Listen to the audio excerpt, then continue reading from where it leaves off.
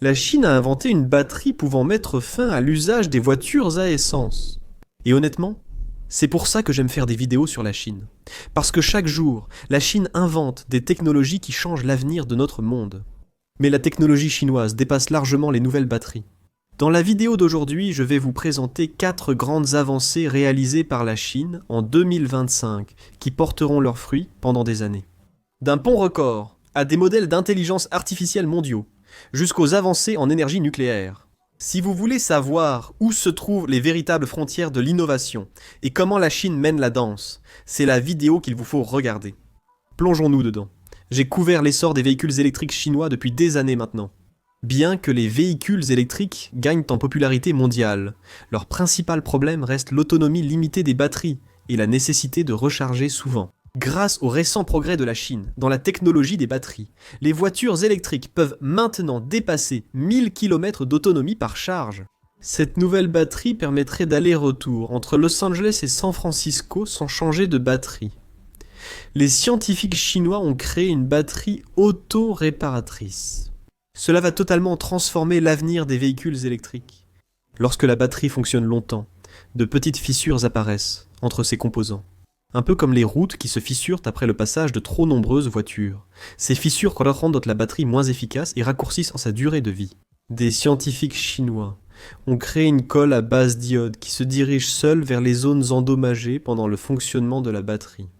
Elle comble les fissures et recolle tout ensemble, exactement comme la peau qui guérit une coupure sur votre doigt. Cette nouvelle technologie permet à une batterie électrique de stocker 86% d'énergie en plus qu'auparavant. Et c'est quelque chose qu'aucun autre scientifique au monde n'a même essayé de fabriquer. Le lien complet de l'histoire sera dans la description ci-dessous. Mais cela m'amène à la deuxième avancée récente pour la Chine. Et c'est la construction du pont le plus haut jamais construit. Situé dans la pauvre région du Guizhou en Chine, ce méga projet a été achevé en seulement 3 ans et 8 mois. Et il réduira le temps de trajet entre les deux côtés du canyon de 2 heures à 2 minutes. En fait, la Chine se surpasse elle-même, car le précédent record du plus haut pont du monde est détenu par un autre pont chinois dans la même province, construit en 2016. Le pont du Grand Canyon de Huazhong culmine à 625 mètres au-dessus d'une rivière. Il va renforcer l'économie locale en reliant les principaux sites touristiques de la région, tout en devenant une destination à part entière. Le pont dispose d'un ascenseur panoramique rapide menant les visiteurs à un café à 800 mètres au-dessus de la rivière. Les visiteurs peuvent sauter à l'élastique depuis le pont, admirer une cascade spectaculaire ou traverser une passerelle en verre à 580 mètres pour voir le ravin. Ce pont est devenu viral sur les réseaux sociaux parce que les Américains sont stupéfaits qu'il ait été construit en moins de 4 ans et pour seulement 300 millions de dollars. Cela fait un demi-siècle que les États-Unis n'ont pas relevé de défis de ce genre. Et par conséquent, les citoyens ont oublié comment un gouvernement est capable de réaliser de tels exploits. Les internautes ont vite comparé la construction de ce pont chinois à la réparation du pont Francis Scott Key, effondré à Baltimore l'an dernier après un accident de navire. La réparation de ce pont, dont une grande partie de la structure est déjà en place, devrait prendre 4 ans et coûter 2 milliards de dollars. Pendant ce temps, la Chine a construit le plus haut pont jamais réalisé de zéro, pour seulement 300 millions de dollars. Et il n'a fallu que 3 ans et 8 mois pour le terminer. Honnêtement, cette histoire me rappelle un tweet que j'ai envoyé le mois dernier où j'ai partagé cette vidéo de la plus grande gare du monde à Chongqing. Quand on me demande à quoi ressemble la Chine, je plaisante. Je pourrais te dire, mais tu ne me croirais sans doute pas. De nombreux occidentaux ne réalisent même pas à quel point la Chine est avancée. Je veux maintenant aborder la 3e percée de 2025 sur l'intelligence artificielle. Car l'une des plus grandes entreprises technologiques américaines alimente tout son écosystème d'intelligence artificielle avec une technologie chinoise et non américaine. C'est une histoire incroyable, parce que nous savons tous que l'intelligence artificielle transforme rapidement le marché du travail.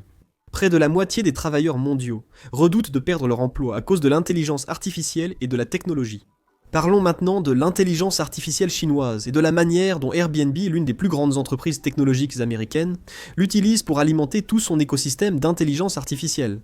Brian Chesky, cofondateur et président-directeur général d'Airbnb, a récemment révélé aux médias que son entreprise utilise le modèle Qwen d'Alibaba comme principal outil d'intelligence artificielle. Réfléchissez au progrès de la Chine en intelligence artificielle. Si cette entreprise américaine ne choisit pas seulement un modèle chinois plutôt que ChatGPT, mais utilise également un modèle en retrait, le dirigeant chinois, DeepSeek Chesky, a déclaré que les capacités d'intégration de ChatGPT n'étaient pas tout à fait prêtes pour les besoins d'Airbnb. En revanche, le modèle Qwen d'Alibaba était excellent, rapide et économique. Il y a deux différences clés qui distinguent l'intelligence artificielle chinoise de ses homologues américaines. La principale différence oppose modèles ouverts et fermés. Les États-Unis investissent massivement dans des modèles propriétaires lucratifs, créant une grande bulle spéculative en bourse. Des analystes en intelligence artificielle estiment que cette bulle est 17 fois plus grosse que celle de l'Internet. Sam Altman, président-directeur général d'OpenAI, a reconnu la bulle croissante de l'intelligence artificielle, alors que le secteur attire toujours des centaines de milliards d'investissements. A l'inverse, la Chine adopte une approche très différente de l'intelligence artificielle. Les modèles d'intelligence artificielle chinois mettent l'accent sur les applications concrètes et, surtout, ils sont open source. Les modèles open source privilégient l'adaptabilité pour les développeurs plutôt que la rentabilité des investisseurs, les rendant plus attractifs que les géants propriétaires comme OpenAI.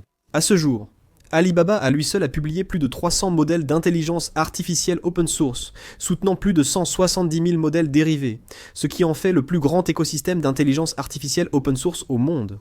Le cofondateur d'Alibaba, Zhu Tsai, a récemment déclaré que le véritable gagnant dans l'intelligence artificielle sera déterminé par celui qui pourra l'adopter le plus rapidement, plutôt que par celui qui construira le modèle d'intelligence artificielle le plus puissant.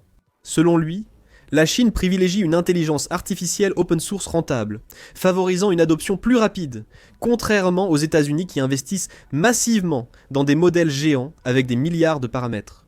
La seconde différence dans la philosophie de l'intelligence artificielle chinoise, après l'open source, est d'en faire plus avec moins. Vous avez peut-être déjà entendu parler du modèle révolutionnaire DeepSeek, mais les chercheurs de Huawei ont poussé cette avancée encore plus loin.